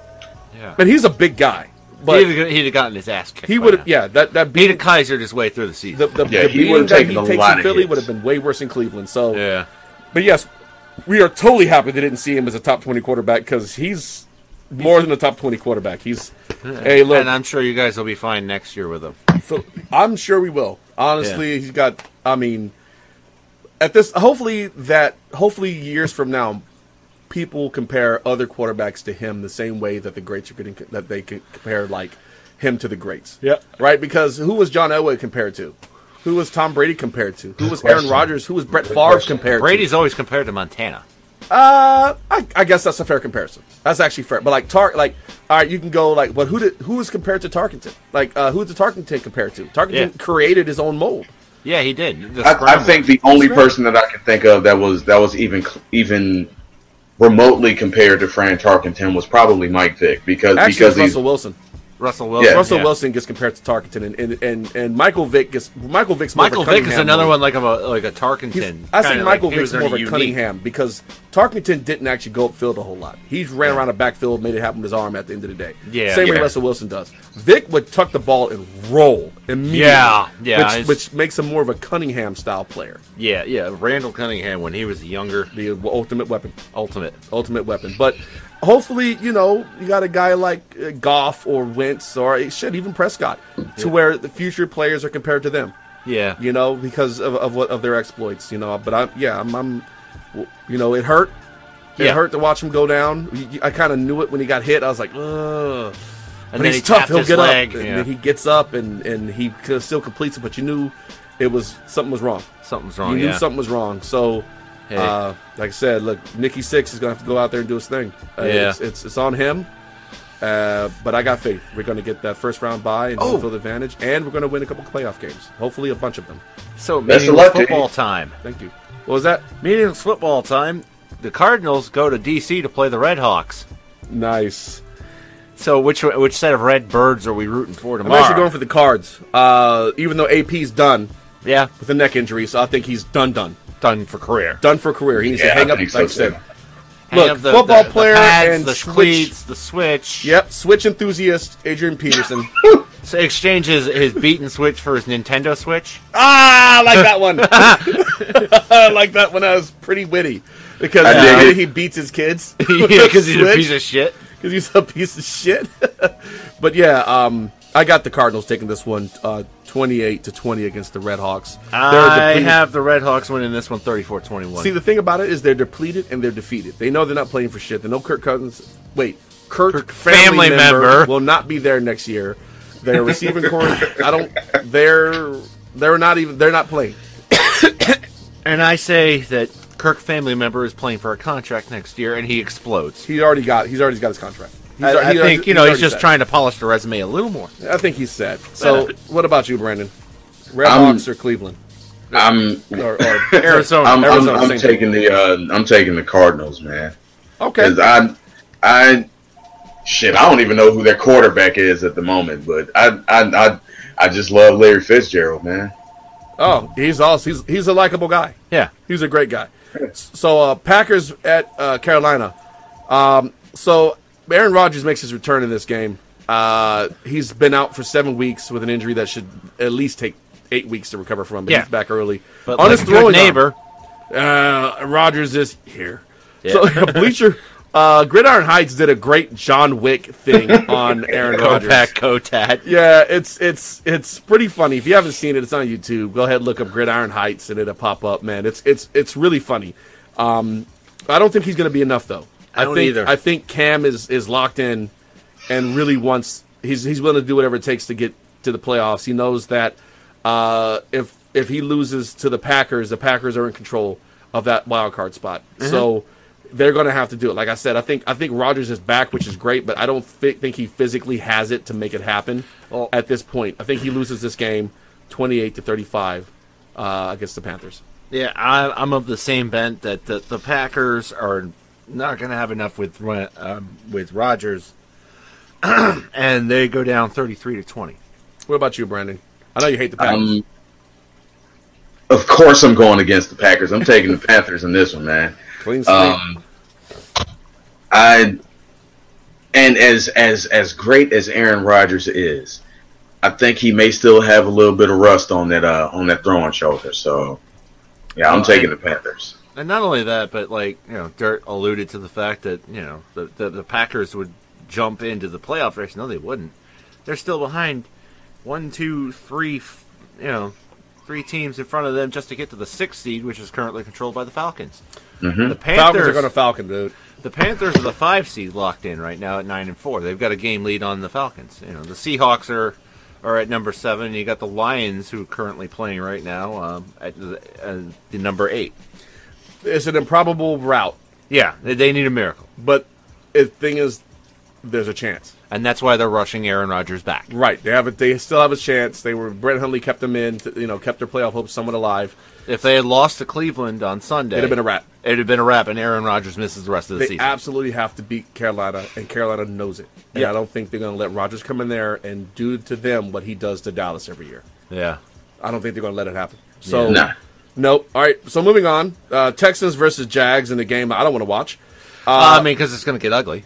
Well, it's the Texans with the loss of all their talent, man. They're just not a good team to watch. No. Oh, shit. The fact that Savage got hit last week and had a fucking seizure. That terrified me. And the ref, right in front of the ref, and they let this guy... Blood coming from his mouth. Blood coming from his mouth, hand shaking in fencer position, and they let him go back in the game for a series before yanking him is a testament to how fucked up concussion protocol is if you have no interest in following it. I mean, you can go and look at all these things, but if you don't want this guy to sit, he's not going to sit. No. So Savage is not... I mean, would you have done this with Tom Brady? No. No, you wouldn't have. You wouldn't have done this with Aaron Rodgers. But Tom Savage, you throw to the Wolves in a meaningless game. Yeah. I don't understand it. That's just that. I mean, a seizure. Yeah. This is after we had a spinal injury to Shazier 6 days earlier. Yeah. Right. This is after Zach Miller's leg comes off. Like, there's been so many gruesome injuries, and this is how you treat this concussion. That is piss poor on everyone's part that was involved in that fucking debacle. Yeah, and they're grudgingly starting T.J. Yates at quarterback. Begrudgingly, like, dog, this guy fucking his head shot died. His brain is going to be scrambled eggs for the next 3 months. This is if what you not do. Longer. I swear to God, but it's what they do, right? So, I don't want to see this game. I don't want to see folks go through that shit anymore. It's nightmarish. But I actually have the Jags winning this one 27-3. The Jags are just too much on defense right now. They are. They're a beastly defensive Blake unit. Bortles is serviceable. He's doing enough. He's managing the game. Yeah, he is. Which is what he needs to do. I have them winning this one 34-14, and they're going to keep the pressure on the Patriots to, for the second seed in the AFC. They could wind up with a playoff bye this year. They could. They really could. I don't know what they'll do with it, but they definitely could. Yeah, exactly. They still got to win out, but they could do it. They could do it. What about you, Brandon? Yeah. Jacksonville, man. Enough said. Dude, but that's really ain't nothing else to talk about with the Texans, man. Did you see that hit on Tom Savage though? I did, and it was. I can't even put it to words, man. Like that was just hard to watch. It's frightening. That shit is scary, man. Like no player, no matter who they are, should even be allowed to get back in the matter of fact, take his ass to the hospital after taking that kind of hit.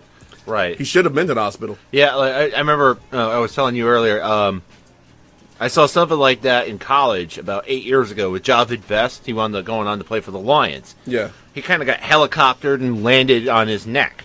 And then you just see him, like, laying on his back with his arms extended, shaking. And you're like, Jesus Christ, that cannot be good because that looks, you can just tell it was involuntary. He was in distress. Right. Yeah. You know, as a matter of fact, on that exact same play, I think he went to hurdle somebody into the end zone. Yeah. And the guy he hurdled lifted him up even further. Like, he pushed him up. And when he came down, like, that shit was just all bad, man.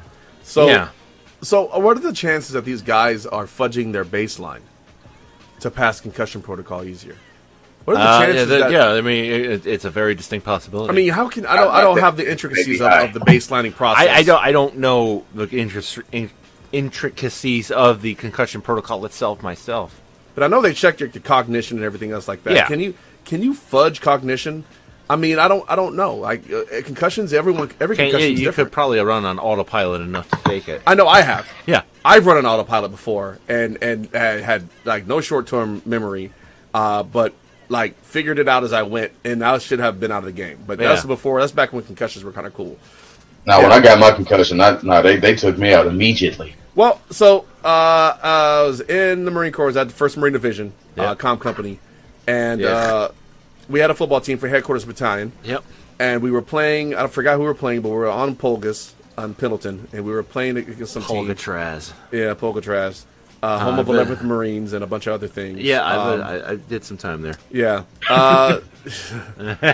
So I was playing fullback for my football team, and they had run. We're supposed to run 2 plays, and I'm supposed to come out for 1 play and then go back in and run another play. Yeah. Well, they ran a dive. They ran me on a dive twice, and the second time the safety came up and hit me square in the head, and fucking scrambled me. I mean, that was the reset button. No, the reset button happened in Japan. Oh, okay. This is a full-blown concussion. Ouch. The thing about so I hit the ground. I was down already, but the ball definitely came out after I was down. I thought I fumbled. I went back to the huddle, and I was fucked up. The problem is I didn't know I was fucked up because I was fucked up. Right? How do you assess yourself if your whole perception's jacked because of a head injury? I don't think you do. You are literally depending on everyone around you to tell you that you're fucked up because I'm in autopilot now. Muscle memory has taken over. I have set myself to do this, and I'm going to do this, even though I'm just going through the motions. So I get in the huddle, calls the play, calls the snap count. I get in formation, I forget the play, and I forget the snap count. So I'm standing there, and I'm in a 2-point because we're running a wishbone. I'm in a 2-point, and I'm like, all right, I remember the play. And then I was like, what's the snap count? I don't remember the snap count. So I'm standing there, and I've played defense for a number of years, and you always look at the ball. So I decided to just look at the ball. Yeah. So I looked at the ball, I ran the play, and whatever, and the coach yelled at me to come out because, remember, I was supposed to run 2 plays. I was supposed to come out and then go back in for the 4th play, but I ran a 3rd play because I was too fucked up, and no one kicked me out. Like, no one said go. Coach pulled me over to the sideline, looked at me, and I don't know what I said to him. I could have been like, oh, blah, blah, blah, blah, blah, blah. And he was like, just go stand over there. And I just stood over there for like 40 minutes. I just stood over here on the sideline with no idea what was going on. And then finally, the fog cleared up, and I realized what had happened.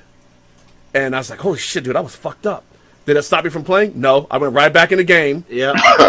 I know. Seriously, I went right back in the game, and I had a 30-yard run, and where I got cute and missed a stiff arm and took a shot to the ribs on like the 2-yard line. Damn. And then they called the game because it was dark and there were no lights. Jesus. So I couldn't even get my touchdown after all that shit. But like I said, like if you're on the Mala's an asshole. if you, no, I mean like that's not my first concussion, but that's my most recent one playing football. That was years and years and years ago. But man, you remember you've done the plays a million times in practice. You know the formations. They're part of your subconscious. You don't need all your cognition to do it, right? And you're likely to stay in there because you aren't aware of how hurt you are. Yeah. So someone has to go, no, you need to sit. And then when your freaking mind comes back, you can go, oh, my God, I could have died. Oh my god. Oh my god. So yeah, when I had my concussion, like I was in high school, like junior year, and I remember this shit vividly. I probably shouldn't, but I do. But I was a junior, and I was on the scout team offense in practice one day. And normally on scout team offense, our head coach he would play quarterback. This is probably the greatest coach I've ever played for. But I ran an out route and he lobbed the ball. Oh, I catch it. Hung him out. I catch it, and as I'm going to turn, I don't see what's coming. Safety. Knocked the shit out of me. Yeah. Boom. And mind you, I didn't see the shit happen, but I know I got fucked up because I stayed down a whole lot longer than I should have. So they pick me up, walk me over to the sideline and everything. And the trainer goes to do concussion tests. So he makes me touch my nose with both fingers and everything. He says, look down, then look up. And when I looked up, I started falling backwards. He did a sobriety test on you. Holy shit. Yeah, he basically did a field sobriety test on me. Wow. So were you drunk? Really? Drunk. So he puts the flashlight in my eyes and everything. My pupils are dilated. He's like, dude, you are not going back into practice. Yeah. So everybody goes in. It's the end of practice and whatnot, and everybody's coming up to me like, yo, Bobby fucked you up. Like, and how I know I was fucked up, while I was down, I heard all of the sophomores, because they're practicing on a totally different field. They're all like, damn! Oh. Yeah, that's not fun. No. The next day, I get back to school, and the guy who hit me, his name was Bobby Neal. I never forget this shit. He came up to me. He was like, "Yo, you all right?" I was like, "Yeah, I'm good." He was like, "Cause I ain't mean to freight train your ass." Damn. And I'm like, "Man, fuck you, man." He was like, "No, seriously, like, dude, you did a flip." Wow. And I'm like, you know what? I'm gonna get your ass back. Never got him back. I haven't seen Bobby since he graduated. Yeah. And this shit was 2003. No, 2002. Shit. Wow. Yeah. All right. Yeah. So we can regale each other with concussion stories because I've got I got a few too. I've got a few, and I come to think about it, that probably explains a lot of things. Yeah, me too. Not that I know they actually hurt you in the long run. Back in the 90s, they didn't care. Yeah. But technology, man, science. Rams Seahawks. Dude, Rams are fighting for their playoff lives this week. They are. Well, they're fighting for, yeah, kind of, sort of. The Seahawks have crept upon them. The thing is, the Jeff Fisher-led Rams always beat the Seahawks no matter where. They did. Let's see. This is a much better Rams team, and the Seahawks are entirely dependent on Russell Wilson. Entirely. Yeah. So I'm actually gonna give the Rams this one. They're going to come back from that loss to the Eagles. So I have the Rams taking this one 35-27. It's going to be a high-scoring game. Yeah. Russell Wilson's going to make a lot of magic happen, but I believe that they're not going to be able to harass Goff enough to force him into a terrible game. They're just not. He's got too many Swiss Army knives on the outside. Too many quick little versatile receivers. Utility guys. Like Edelman. They can do all the underneath shit. No, he's a great archetype. Like Welker, Edelman, those are great archetypes. I miss Jules. Everyone does. Yeah. Everyone does. I disagree with you. I think the 12s make it an uncomfortable environment. We saw how the Rams responded to being in a hostile environment in their own stadium this past Sunday against the Eagles. They responded fairly well. They did, but not enough to get the job done. They're also playing the Eagles, though. But still, the Seahawks are pretty good, too. Yeah. I mean, they're not as good as the Eagles, but still, Seattle is still one of the hardest places to win. It is a hard place to win, but divisional. Yeah, it's a divisional opponent, and then not only that, the Seahawks are going to be up for this game too. Yeah, yeah. So I think, and not only that, the Seahawks are playing for first place because if they win this game, they get the tiebreaker over the Rams. They'll both be 9-5. If the Rams win this, I think they win the NFC West. They take the West with the win. Yeah, They take the either that West. or really close. They would own the division, all the division series. They would probably take the West. They would, they would just need to win in week They 16. definitely have to win this game in order. They to take do the West. have to in order to keep their aspirations of a division championship alive. Yeah. Not only that, a loss could drop them out of the wild card, It could. depending on what happens with Carolina and Atlanta.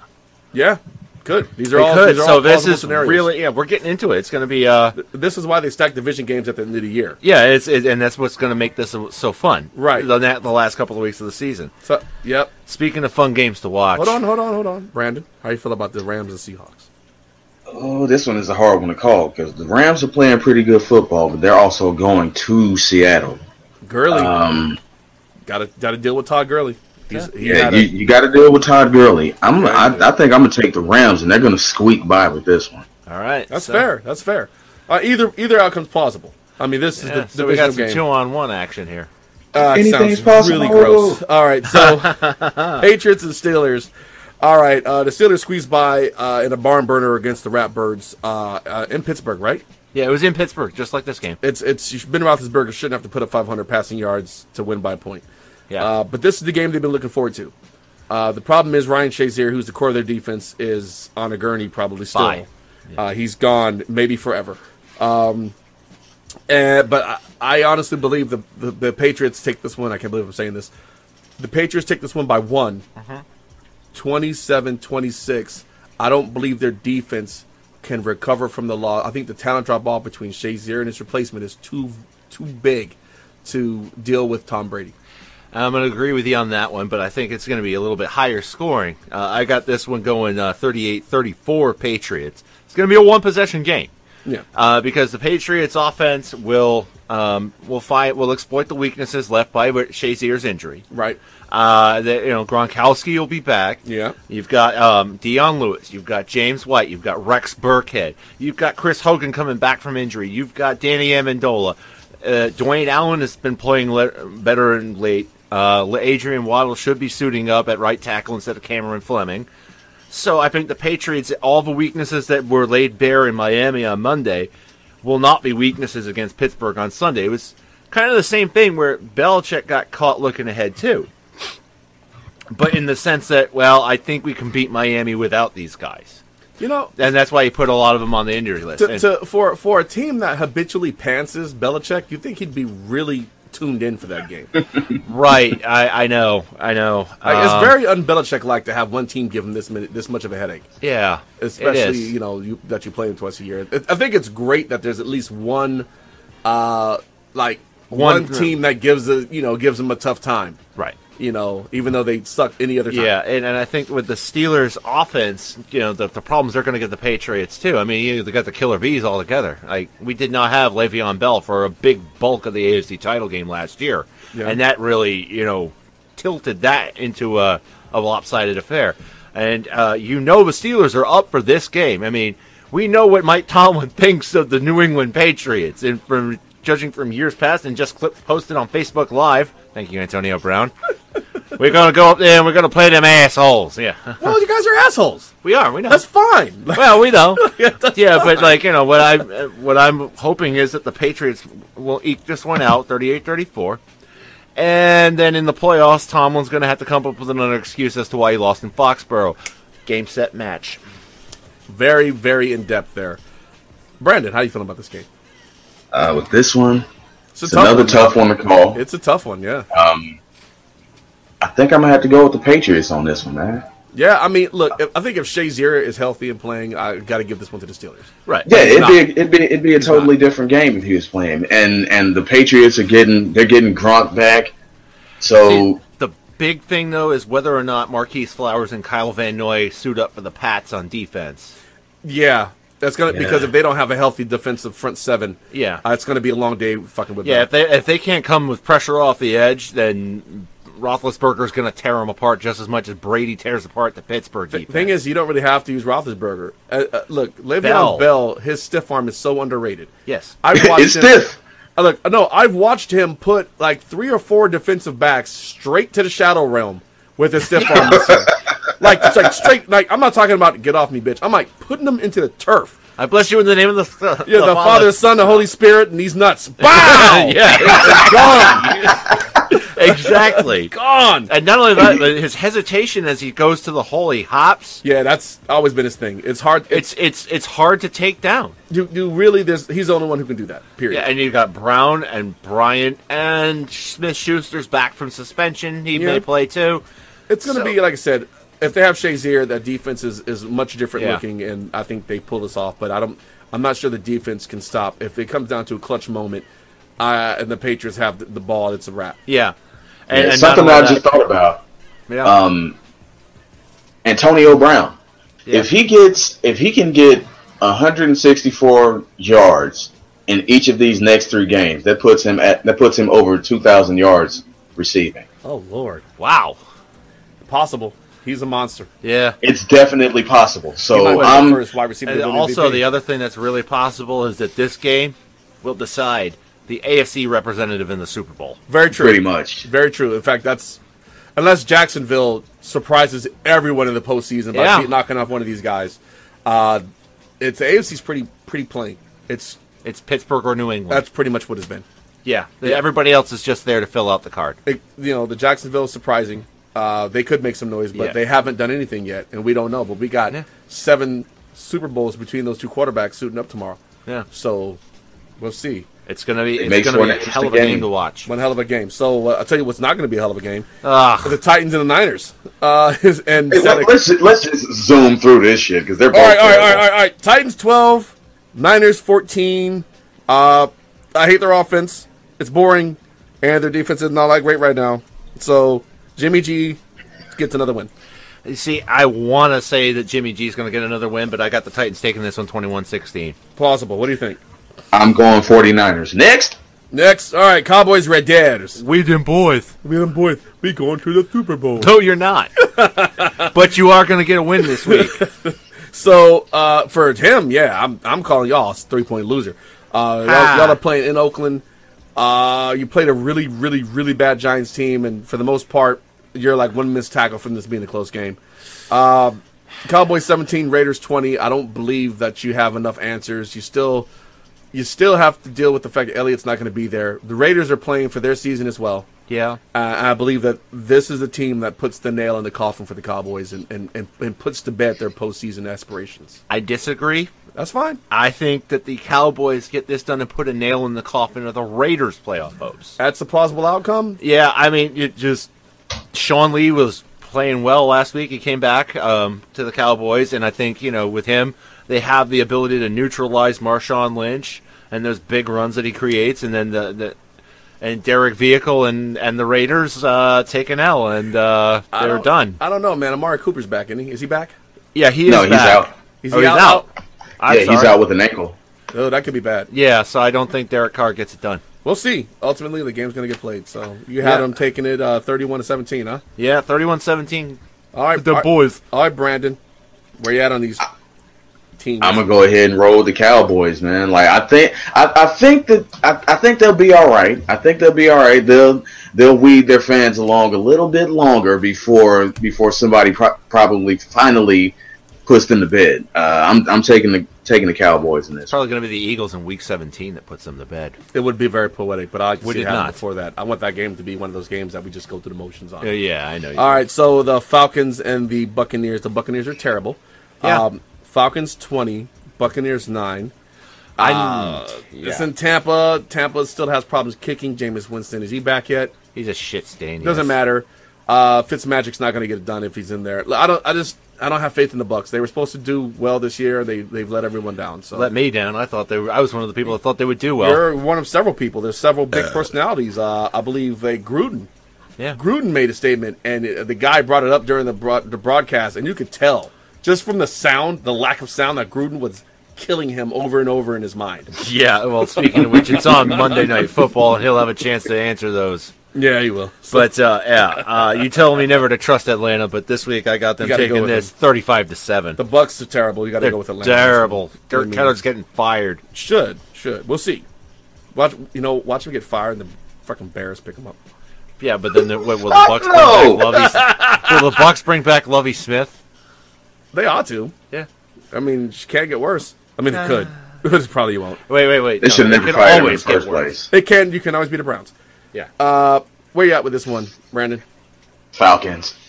Fair. Definitely the Falcons, because the Buccaneers can't do anything with Julio Jones. Period. And Mohamed Sanu might even have a big game. So I'm definitely rolling with the Falcons. Shit. Watch out for Taylor Gabriel. Mm-hmm. Vikings versus Bengals in Cincinnati. 32-10 Vikings. The Vikings are going to want to avenge that loss last week against the Panthers. The Bengals are a team that doesn't give a... They're like the Jay Cutler of teams right now. They don't fucking care. Well, yeah. No, they're bad. Yeah, you're right. No, just the analogy was funny. They're bad. They're like just sleepwalking through the rest of the season. Like these guys. Like, is this over yet? I want to go play golf. No, they're not playing golf. I got to hit the club, man. I got to make it rain. It's the Bengals we're talking about. Right, that's my bad. I got to be, they got to put the muzzle on Perfect so he doesn't bite anybody. That's yeah. But it's what it is. I got the Vikings taking this one 38-10 because I just don't give a fuck to really analyze it. Yeah. What about you, Brandon? There's no way in fuck the Bengals are winning this game. I'm taking the Vikings. That is fair. All right. All right. So it's that time for the beer of the week. Greetings. I'm Dirk Digley of the Philadelphia Digglers, And I'm Kenneth Dorksworth of the Connecticut Dorksworth. and we are here to give you Dirk Digley's shitty game time beer of the week. And this week's beer is classic Rolling Rock Extra Pale Premium Beer, established 1939 in Latrobe, Pennsylvania.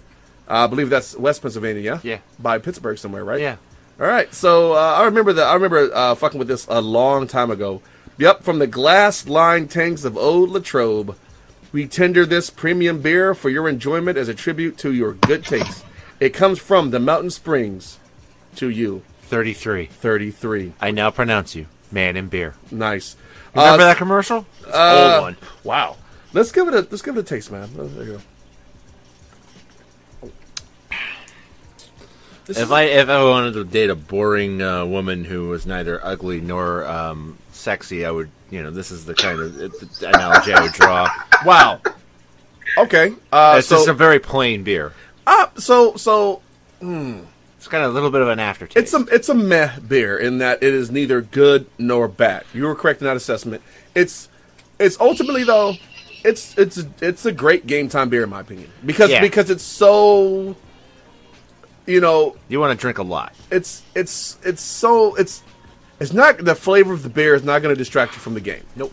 Right? You're going to be able to just put these bad boys down left and right and not really think about what you're doing. Its taste is it like I said, it's not great. It's not going to blow your mind. It's not terrible either.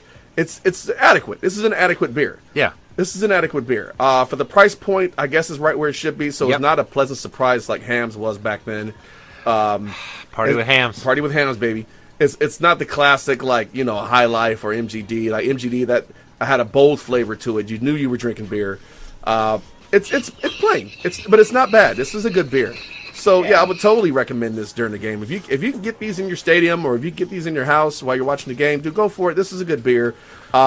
People who aren't like into craft beers would enjoy this. Like if you're into just a regular fucking beer, this is fine. This is fine. If you handed me a Rolling Rock, I would not. I'd still be your friend. I mean, it's not a bad beer at all. I mean, no, because if you hand me some shit like a Natty Bow, I might have to reassess our relationship. Yeah, because that's gonna catch hands. You might catch these hands, dude. That beer tastes like fucking catfish and broken dreams, it right? Can get you slow. It can get you stolen. Get your stole on, buddy. Yeah. So, all right, how you feel about this one? Is it game time worthy? Is it game time worthy? It's game time worthy. Yeah, you can down this with terrible chicken wings. You could. Yeah, it would take away the sting of that. Yeah. Yeah. Do you have any beverages with you, Brendan? At the moment, no. That is fine. I finished the beverage that I had, which was water. water. Digglers shitty sports show party foul. Kind of is, but hey, look. Hey, I committed it before. We've been there. There's times I couldn't drink at all because I'm sick. But hey, look. Hey, play us fuck up. It's what it is, man. Look, it is what it is. It's not a big deal. You don't have to have a beer, but it's great if you do. Exactly. Because you can talk shit about it, which is why we do this. Exactly. We actually sought out like terrible beers. Right? I mean, we've had some shitty beers, man. I know. I can't seem to gather myself to buy a beer that I pretty much know I wouldn't like. If I could find Brewski brand beers, I would try those just so I could say how bad they were and how you should never do it again. I gotta find some more on the road trip. Yeah, dude. Like you buy it to make. Don't you bring no Ice House in here? Fuck. Well, not an beer. excuse. You I buy gotta it to find make a terrible assessment about it. Yeah. Oh man, well There gotta when be I'm some good visiting Kentucky Mama Dork beers, right? next week, I gotta get some Kentucky shitty beers. Yes. So, hey, man, it's once again we're at a critical moment in the show. Oh boy. Yeah, dude, this is distress. The signal. What's that in the? Yeah, it's the take symbol, the take signal. It's in there. Yeah, it's in the air. Holy super shitty indefensible hot takes, Diggler! What are we gonna do now? Gianni, Dork, to the take mobile. Okay, hold on. I guess I just gotta get this started. Hold on. It takes a minute. It's kind of old. All right. Really? All right. I think. All right. I think we're good. I think we're good to go. All right. All right. So let's get the hot takes of the week out of here. So all right. So this is more hopeful, wishful thinking than actual shitty hot take. It could be shitty hot take because I think that's the way with this with all of us. but it's improbable. It's improbable. But if it happened, I would be so enthused. Yeah. Listen, I would be ecstatic. with all the suspensions and terminations going on in the sports media world, the Dirt Diggler Shitty Sports Show crew gets called up to the big leagues, where we create a lasting legacy of media excellence and hot takery. Dude, we could have our own show on Fox Sports 1, Listen, no problem. Fox Sports 1, NFL Network. I mean, obviously, the standard of behavior is pretty fucking low. So, Shit, you man. can bring us in. I promise that the four of us will not grab on anyone's ass or boobs. Junk. Nope.